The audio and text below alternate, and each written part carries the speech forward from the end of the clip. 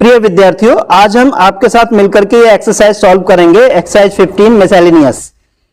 यहां पर इन्होंने हमें कुछ सेंटेंस दिए हैं और वो सभी सेंटेंसेस क्या हैं? इनकम्प्लीट। किसी में तो उन्होंने हमें सब्जेक्ट दिया है और हमें प्रेडिकेट को सेट करना है। प्रेडिकेट में जो भी वर्ड्स आएंगे उन्होंने बॉक्स में दिए हैं, लेकिन वो राइट ऑर्डर में नहीं है, सही क्रम में नहीं है। हमें उन्हें सही क्रम में लेकर के सेंटेंस कंप्लीट करना है। और कहीं कहीं ऐसा भी है कि उन्होंने हमें प्रेडिकेट दिया है लेकिन सब्जेक्ट हमें सेट करना है।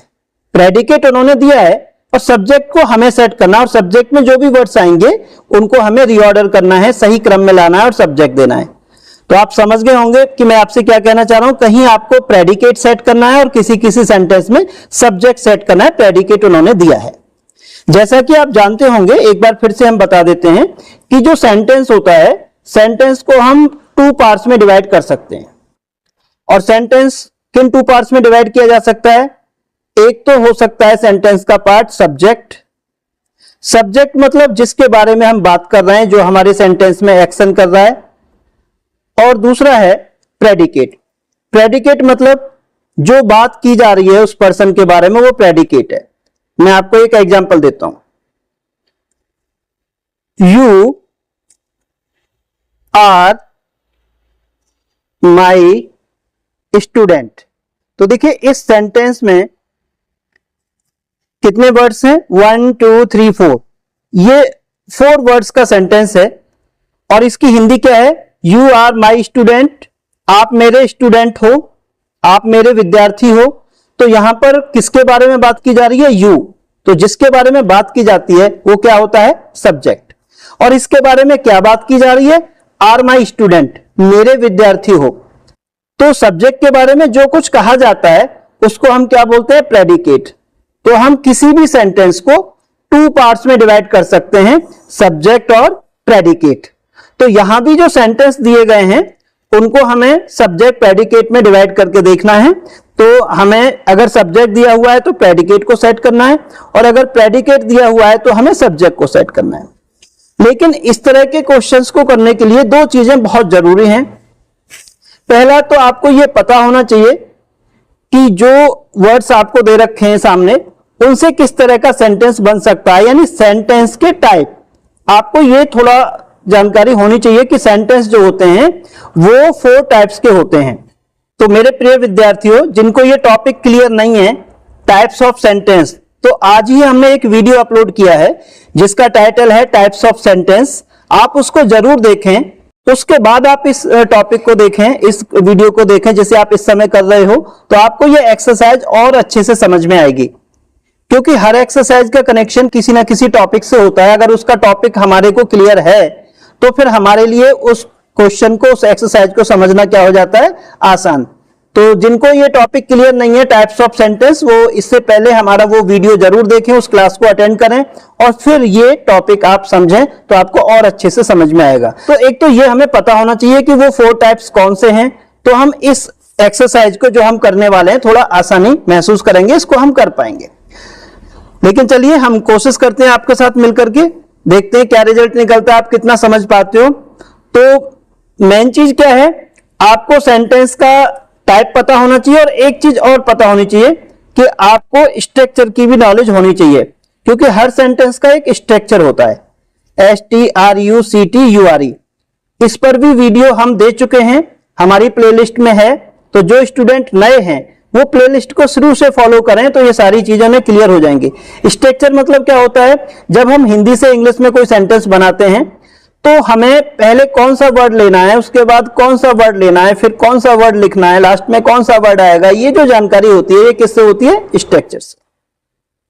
तो फिल इन द ब्लैंक्स या एडिटिंग, इस तरह के कोई भी क्वेश्चन हम कर रहे होते हैं तो हमें एक तो स्ट्रक्चर की जानकारी होनी चाहिए और ये पता होना चाहिए कि वो सेंटेंस किस टाइप का है। ओके, तो इसके लिए आप हमारे प्रीवियस वीडियोस देखें, आपको हेल्प मिलेगी। लेकिन अब फिलहाल हम इस एक्सरसाइज को करते हैं। तो देखिए पहला जो पॉइंट है वो है ही, और उसके बाद इन्होंने हमें दे रखा है प्रेडिकेट, जिसमें दे रखा है a tiger killed an ox with. जो भी वर्ड्स आपके सेंटेंस में आ रहे हैं ये भी जरूरी है कि आपको उनका मीनिंग क्लियर हो। यहां पे एक्स मीन्स क्या होता है? कुल्हाड़ी। तो इसको जब हम रीऑर्डर करेंगे इन वर्ड्स को तो क्या होगा, ही किल्ड अ टाइगर, उसने एक टाइगर को मार दिया, विद एन एक्स, एक कुल्हाड़ी से, उसने एक कुल्हाड़ी से एक टाइगर को मार दिया। तो जब हम सेंटेंस मेकिंग करते हैं तो हमें यह जरूर सोचना चाहिए लिखने से पहले, अपने सेंटेंस को फाइनल करने से पहले, कि जो सेंटेंस हमने बनाया है उसका सेंस क्या होगा। क्योंकि कोई भी सेंटेंस तभी सेंटेंस माना जाएगा जब उसके अंदर कोई क्या होगा, सेंस। तो सेंटेंस जो होते हैं वो सेंसलेस नहीं होते, उनका कोई ना कोई सेंस होता है, राइट। तो आपको यह पता लगाना है लिखने से पहले कि जो मैं सोच रहा हूं उस सेंटेंस का सेंस क्या होगा। अगर वो सेंस आपको फिट लगता है तो फिर इसका मतलब है आपका आंसर राइट है, आप उसको लिख सकते हैं। तो इस सेंटेंस को कंप्लीट करेंगे हम, he killed a tiger with an axe, उसने एक कुल्हाड़ी की मदद से, एक कुल्हाड़ी से टाइगर को मार दिया। अब नंबर 2 देखिए, द बॉयज। अब देखिए सब्जेक्ट दिया हुआ, अब प्रेडिकेट पार्ट में हमें देखना है कि हम कौन सा शब्द पहले लें और कैसे कंप्लीट करें। द बॉयज, अब देखिए क्या हो सकता है, यहां पे दे रखा है hard working, very, are in the class. तो देखिए हम ऐसे करेंगे, the boys in the class, यानी वो विद्यार्थी जो क्लास में हैं, आर वेरी हार्ड वर्किंग, बहुत परिश्रमी हैं। ये इसका सेंस रहा। अब क्योंकि सेंस राइट है तो हम ये सेंटेंस फाइनल कर देंगे, ये इसका राइट वर्जन है, the boys in the class are very hard working, बहुत परिश्रमी हैं।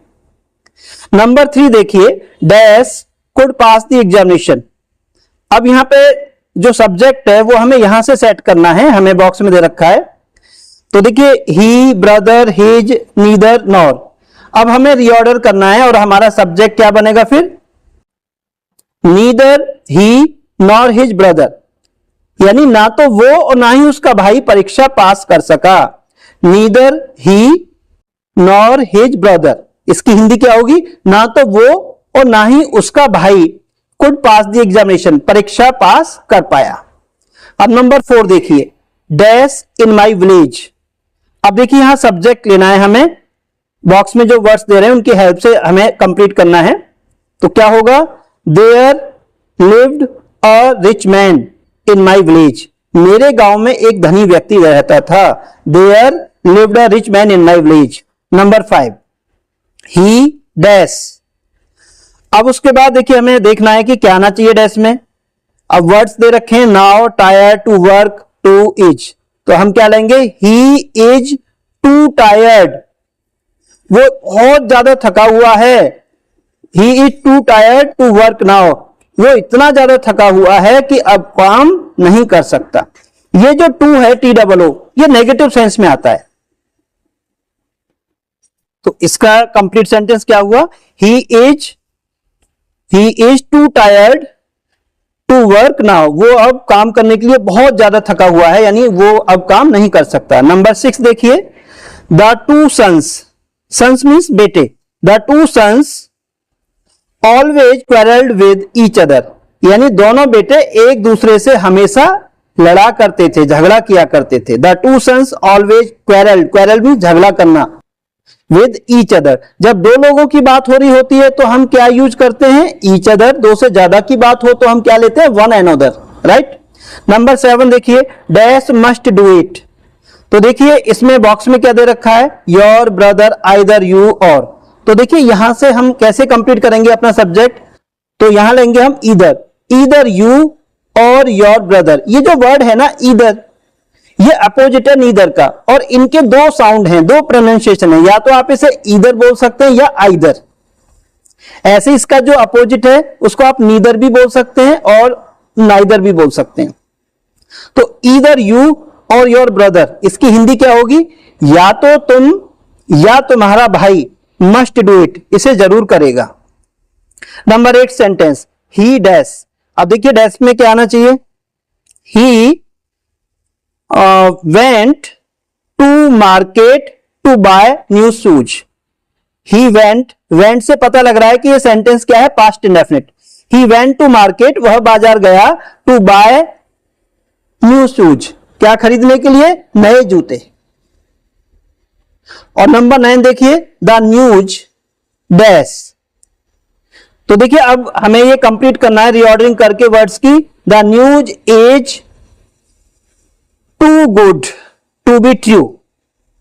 कुछ सेंटेंस आपको थोड़ा अजीब से लगते होंगे क्योंकि कुछ सेंटेंस जो होते हैं, जो रेगुलर रूल्स होते हैं उनसे थोड़ा हटके होते हैं, इडियोमेटिक होते हैं। जो स्टूडेंट स्ट्रॉन्ग साइड होते हैं उनको तो वो थोड़ा समझ में आ जाते हैं, लेकिन जो स्टूडेंट ऐसे हैं जिनका बेस वीक है तो कुछ सेंटेंस उनको थोड़ा टफ लगते हैं, क्योंकि इंग्लिश क्या है, एक सीरीज है।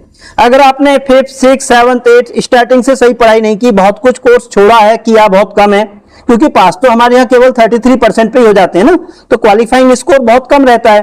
तो बहुत सारे बच्चे पास होते चले जाते हैं और उनको बहुत सारी चीजें पिछले 3-4 ईयर से समझ में नहीं आ रही होती हैं, तो वो ऐसी स्टेज में पहुंच जाते हैं जब हायर क्लास में जाते हैं कि कुछ वो समझ पाते हैं, कुछ नहीं। और इसके पीछे कारण यह है कि आपको पूरी चेन सही करनी पड़ेगी, नीचे से पढ़ना पड़ेगा।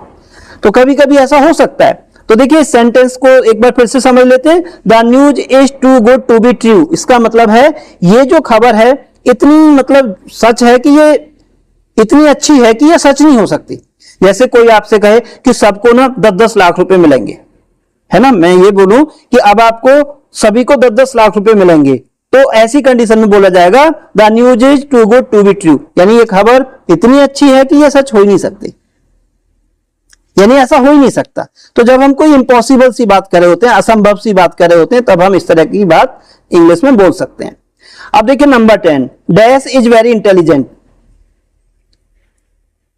तो देखिए ये सेंटेंस कंप्लीट होगा वन चिल्ड्रन ऑफ हिज, यानी उसका एक बच्चा इज वेरी इंटेलिजेंट, बहुत होशियार है, उसका एक बच्चा बहुत होशियार है। तो इस तरह की एक्सरसाइज में सबसे बड़ी बात क्या है, आपके सेंटेंस का सेंस क्लियर होना चाहिए और आपको यह पता होना चाहिए कि किस सेंटेंस का क्या सेंस निकल रहा है। ओके, तो आई होप ये एक्सरसाइज आपकी कंप्लीट हो गई होगी। मैं चाहता तो ये सेंटेंस रिटन भी कर सकता था आपके साथ, लेकिन उससे क्या होता, वीडियो थोड़ा लंबा हो जाता, और मैं आपको एक ही सेंटेंस को 2-2 3-3 बार बोलता हूं धीरे धीरे, जिससे कि आप उसे नोट कर सकें और वीडियो को आप स्लो स्पीड पर करके अपने नोट्स बना सकें। राइट, अगर आप कहोगे कि सर आप सेंटेंस को रिटन भी कर दिया करें इस तरह के क्वेश्चंस में, तो मैं रिटन भी कर सकता हूं, लेकिन उससे क्या होगा, वीडियो लेंथी हो जाएगा और कम टॉपिक कवर हो पाएगा। फिर कई सारे टॉपिक हमें बनाने पड़ेंगे, उस टॉपिक को कवर करने के लिए बहुत सारे वीडियोज बनाने पड़ेंगे। लेकिन अगर आप थोड़ा स्लो स्पीड पर वीडियो को करके करेंगे तो आप मेरी स्पीड के साथ ही एक्सरसाइज कर सकते हैं, क्योंकि मैं हर सेंटेंस को 2 या 3 टाइम्स रिपीट करता हूं। अब देखिए नेक्स्ट एक्सरसाइज, अब हम सॉल्व करेंगे एक्सरसाइज नंबर 16। यहां भी हमें वही क्वेश्चन करना है, कंप्लीट द फॉलोइंग सेंटेंसेस, यानी ये भी क्या है, फिल इन द ब्लैंक्स, हमें सेंटेंस कंप्लीट करना है। अब देखिए फर्स्ट सेंटेंस क्या है, अ क्लेवर फॉक्स, यानी एक चालाक लोमड़ी। अब यह बॉक्स में हमें बहुत सारे वर्ड्स दे रखे हैं, उनको हमें रीऑर्डर करना है, सही क्रम में लाना है। तो क्या हो सकता है, was standing under the tree, a clever fox was standing under the tree. इसका सेंस क्या हुआ, एक चालाक लोमड़ी वृक्ष के नीचे खड़ी हुई थी। राइट, तो ये जो सेंटेंस है ये पास्ट का है, हमें टेंस और सेंस पता होना चाहिए, जिससे हमें थोड़ा आइडिया हो जाता है कहीं हमारा जो सेंटेंस है वो रॉन्ग तो नहीं। नंबर 2, अ क्रो डैश, अब प्रेडिकेट पार्ट दे रखा है, बर्ड क्लेवर इज ए, तो देखिए हमें कंप्लीट कैसे करना है, a crow is a clever bird, यानी कौवा एक चालाक पक्षी होता है। बर्ड मीन्स क्या होता है, पक्षी। Number 3, your younger brother is in my class, मेरी कक्षा में है, तुम्हारा छोटा भाई मेरी कक्षा में है। यंगर मीन्स छोटा, इसका अपोजिट क्या होगा, एल्डर। नंबर 4 देखिए, वी डैश, अब देखिए बॉक्स में दे रखा है play a match on Sunday will cricket, तो ये सेंटेंस हमें विल से पता लग रहा है कि फ्यूचर इंडेफिनिट में जाएगा। तो अगर हमें सारे स्ट्रक्चर आते हैं तो बहुत कुछ अंदाजा हो जाता है सेंटेंस के बारे में, उससे फिर हमें रीऑर्डर करना आसान हो जाता है। We will play a match, sorry, we will play a cricket match on Sunday, हम संडे को एक क्रिकेट मैच खेलेंगे। We will play a cricket match on Sunday. Number 5, Pandit Motilal, अब यहां पे हमें बॉक्स को सेट करना है। Pandit Motilal named his house, named his house Anand Bhavan. अब यहां पे ये जो वर्ड है ना नेम्ड, इसको हमने एज ए वर्ब यूज किया है। इसकी हिंदी क्या होगी? पंडित मोतीलाल ने अपने घर का नाम क्या रखा? आनंद भवन। तो ये पास्ट इंडेफिनिट का सेंटेंस है क्योंकि वर्ब हमारी पास्ट में है। पंडित मोतीलाल ने अपने घर का नाम आनंद भवन रखा। Number 6, the teacher found the monitor absent. Teacher ने मॉनिटर को क्या पाया? एब्सेंट, अनुपस्थित पाया। माई ग्रैंडफादर, मेरे दादाजी, tells me good stories at night. My grandfather tells me good stories at night. मेरे दादाजी रात को अच्छी कहानियां सुनाते हैं। अब नंबर 8 देखिए, you were warned not to come late, यानी आपको देर से ना आने के लिए क्या दी गई थी? चेतावनी। वांट मीन्स चेतावनी देना। You were warned not to come late, आपको देर से ना आने के लिए चेतावनी दी गई थी। Number 9, my friend has invited me to dinner. मेरे मित्र ने मुझे डिनर पर इनवाइट किया है, यानी आमंत्रित किया है। Number 10, we should not laugh at others. हमें दूसरों की हंसी नहीं उड़ानी चाहिए, हमें दूसरों पर नहीं हंसना चाहिए। ये सेंटेंस का हिंदी वर्जन है। राइट। अब हम एक्सरसाइज नंबर 17 भी करते हैं। क्वेश्चन इसमें भी सेम है, हमें इन सेंटेंसेस को कंप्लीट करना है। अब देखिए फर्स्ट है द टीचर। अब सिंगुलर सब्जेक्ट के साथ प्रेजेंट इंडेफिनिट में सिंगुलर वर्ब आती है। The teacher teaches grammar. बहुत सारे स्टूडेंट ग्रामर की स्पेलिंग गलत बताते हैं, वो GRAMMER बता देते हैं। तो क्या होती है? GRAMMAR। ग्रामर एवरीडे, यानी अध्यापक रोज ग्रामर पढ़ाते हैं। Number 2 sentence, I must go to school at once. मुझे तुरंत स्कूल जाना होगा। तो मस्ट, कुड, शुड, वुड ये किस में आते हैं? मॉडल्स में। ये टॉपिक भी हम आगे आपको डिटेल में पढ़ाएंगे। तो I must go to school at once. Number 3, you. अब उसके बाद हमें प्रेडिकेट में से देखना है कैसे कंप्लीट करना है। You should be obedient to parents. आपको माता पिता के लिए क्या होना चाहिए? ओबीडियंट, यानी आज्ञाकारी। पेरेंट्स मीन्स माता पिता। आपको माता पिता के प्रति आज्ञाकारी होना चाहिए। Number 4, we. उसके बाद यहां देखिए हमें रीऑर्डरिंग करनी है। We go to cinema on Sunday. हम संडे को कहां जाते हैं? सिनेमा। जितने भी डेज नेम होते हैं, दिनों के नाम होते हैं, मंथ्स नेम होते हैं, ये कैपिटल लेटर से आते हैं। तो आप देख सकते हैं संडे यहां पे कैपिटल एस में आ रहा है। My father bought a pen for me today. मेरे पिताजी ने आज मेरे लिए एक पेन खरीदा। तो ये पास्ट इंडेफिनिट का सेंटेंस है। Number 6, she painted a beautiful picture. उसने एक सुंदर पिक्चर पेंट की, यानी बनाई। उसने एक सुंदर पिक्चर बनाई, तस्वीर बनाई। Number 7, it was a fine sight to see. यानी यह देखने के लिए एक सुंदर दृश्य था। साइट मीन्स दृश्य। Number 8, there.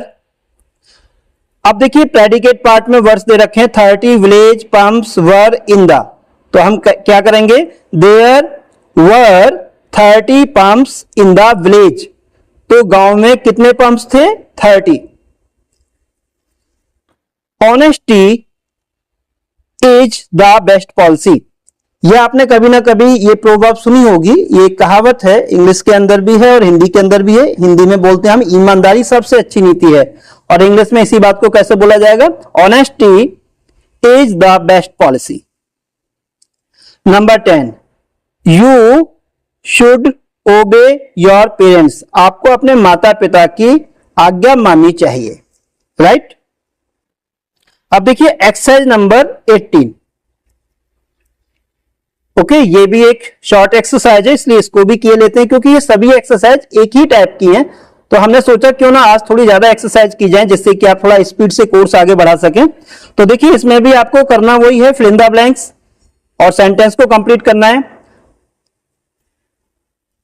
अब देखिए पहला जो स्टेटमेंट है, swimming is good for health, यानी तैराकी यानी तैरना हेल्थ के लिए बहुत अच्छा है। Number 2, the sun sets in the west. जब कभी हम डायरेक्शन लेते हैं अपने सेंटेंस में ईस्ट वेस्ट नॉर्थ साउथ, तो उसके साथ हमें आर्टिकल सपोर्ट करना होता है क्या, द। तो हमने क्या लिया, the sun sets in the west, यानी सूर्य पश्चिम में छिपता है। Number 3, Gandhi ji preached, preached means उपदेश देना, नॉन वायलेंस मीन्स अहिंसा, ओके, और ट्रुथ मीन्स सत्य। तो सेंटेंस क्या हो जाएगा, Gandhi ji preached non violence and truth, यानी गांधी जी ने अहिंसा और सत्य का उपदेश दिया। प्रीच मीन्स उपदेश देना। Honesty is the best policy, ये अभी अभी सेंटेंस आ चुका था पहले भी। ईमानदारी सबसे अच्छी नीति है। नेक्स्ट, यू, उसके बाद देखिए यहां पे दे रखा है हमें प्रेडिकेट पार्ट में, behave never like person a good. तो क्या हो सकता है, you never behave like a good person, आप कभी भी एक अच्छे इंसान की तरह व्यवहार नहीं करते हो। Number 6, smoking is injurious, injurious means harmful, नुकसानदायक। Smoking is injurious for health, यानी धूम्रपान स्वास्थ्य के लिए हानिकारक है। आपने जितने भी सिगरेट के रैपर होते हैं उन पर लिखा देखा होगा, smoking is injurious for health. An idle brain, an idle brain मतलब खाली दिमाग, इज अ डेविल्स वर्कशॉप, आपने हिंदी में ये कहावत जरूर सुनी होगी, खाली दिमाग शैतान का घर होता है। तो इसको इंग्लिश में कैसे बोलेंगे आप, an idle brain is a devil's workshop, यानी खाली दिमाग शैतान की क्या होती है, वर्कशॉप, यानी शैतान का घर होता है। इसका मतलब हमें अपने आप को खाली नहीं रखना चाहिए, कुछ ना कुछ अच्छा करते रहना चाहिए। Number 8, writing makes a man perfect, लिखने से इंसान के अंदर क्या आता है, परफेक्शन, कुशलता आती है। जैसे हमने कहा कि आप जितनी भी हमारी क्लास ले रहे हैं तो नोट्स बनाएं, क्योंकि नोट्स बनाने से क्या आएगा, आपके अंदर परफेक्शन आएगा, आप और ज्यादा क्लियर होंगे कि क्या समझाया है सर ने। और अगर आप केवल क्लास आपने अटेंड की, नोट्स मेकिंग नहीं की, तो आप रिवाइज कैसे करोगे। बहुत से ऐसे क्वेश्चन हैं जो आपको समझ ही नहीं आएंगे, लेकिन अगर आप नोट्स बनाएंगे और सर से आप क्वेश्चन करते रहेंगे कमेंट बॉक्स में, तो आप घर बैठे अपना पूरा कोर्स बहुत अच्छे से कर सकते हो। I took 2 books from the library, library means पुस्तकालय, मैंने पुस्तकालय से 2 किताबें ली। Next is Ram is a very intelligent boy, Ram एक बहुत ही होशियार बच्चा है। तो डियर स्टूडेंट्स, आज हमने 4 एक्सरसाइजेज की, 15, 16, 17 और 18। मैं उम्मीद करता हूं कि आपको ये समझ में आया होगा, और हो सकता है कि कोई क्वेरी हो आपकी तो आप कमेंट बॉक्स में बताएं। जैसे जैसे आप हमसे क्वेश्चन करेंगे, हम अपने लेसन्स को उसी हिसाब से सेट करते चले जाएंगे। उम्मीद आपसे ये करता हूं कि आप नोट्स बनाएंगे और अपनी क्वेरीज कमेंट बॉक्स में हमारे साथ करते रहेंगे। और जो भी आप जैसे स्टूडेंट्स हैं जिनको इंग्लिश में कोई प्रॉब्लम है, उन तक आप ये वीडियो शेयर जरूर करें। अगर कुछ भी अच्छा सीखने को मिला हो आज आपको, आपकी कुछ प्रॉब्लम सॉल्व हुई हो, तो इसको लाइक करें। हम फिर मिलते हैं अपनी अगली क्लास में, अगली एक्सरसाइज, अगले चैप्टर के साथ। जय हिंद, वंदे मातरम।